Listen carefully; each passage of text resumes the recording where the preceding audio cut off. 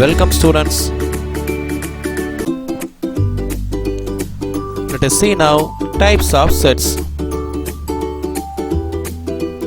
Empty set or null set, singleton set, finite set, infinite set, equivalent sets, equal sets, universal set, subset, proper subset, disjoint sets, power set. Let us see one by one. Empty set or null set.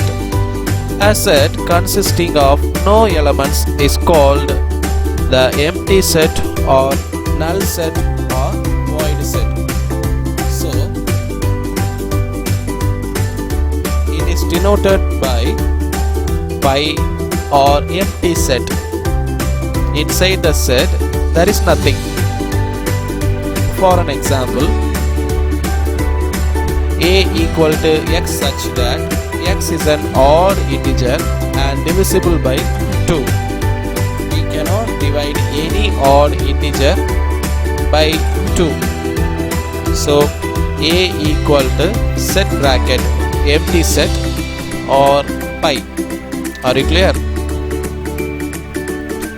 The set of all integers between 1 and 2. In between 1 and 2 there is no integers. So empty set or null set or void set.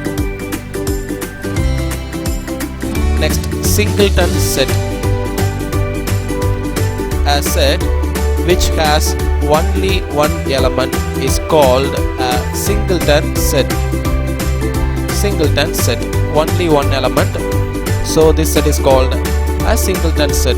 For an example, a equal to x such that 3 less than x less than 5 comma x. Okay, in between 3 and 5 we have 4 alone, the number 4 alone we have. So single element inside the set, so the set is called a singleton set. Next, the set of all even prime numbers. What about prime numbers? 2, 3, 5, 7, 11 and so on. There is only one even prime number, that is 2. So singleton set. Are you clear? Next, finite set. A set with finite number of elements is called a finite set. Finite number of elements. For an example, the set of family members. Can you count your family members? Yes, you can count. So that is a finite set.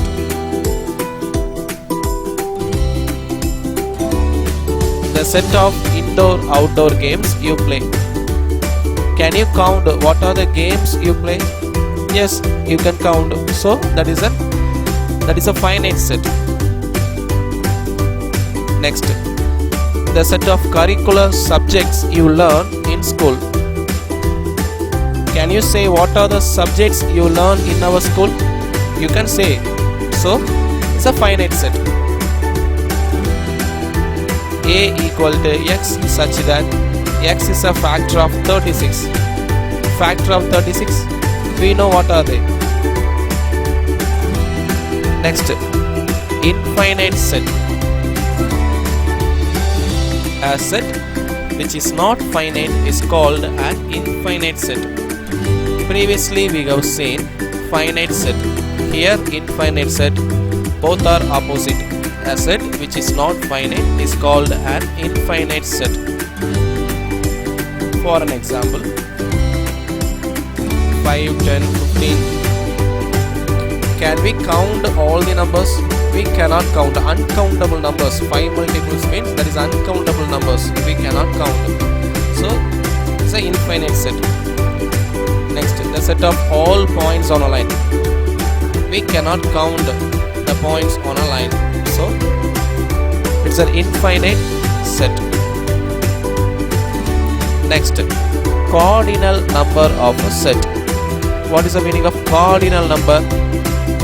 When a set is finite, it is very useful to know how many elements it has. The number of elements in a set, okay, I repeat, the number of elements in a set is called the cardinal number of sets.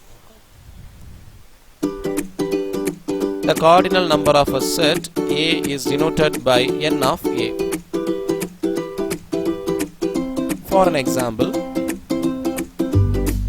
if A equal to 1, 2, 3, 4, 5, 7, 9, 11, how many elements, how many numbers it has? 1, 2, 3, 4, 5, 6, 7, 8. 8 elements it has. So, let us see the solution. Cardinal number of A. Since a set A contains 8 elements, so n of A equal to 8. So, it's a cardinal number. Next, equivalent sets. What is the meaning of equivalent? Let us see now. Two finite sets A and B are said to be equivalent if they contain same number of elements. If two sets contain the same number of elements, they are called equivalent sets. It is written as A equals B. This symbol is called an equivalent symbol. If A and B are equivalent sets, then n of A equal to n of B. The numbers, it will be equal, but not the elements. Let us see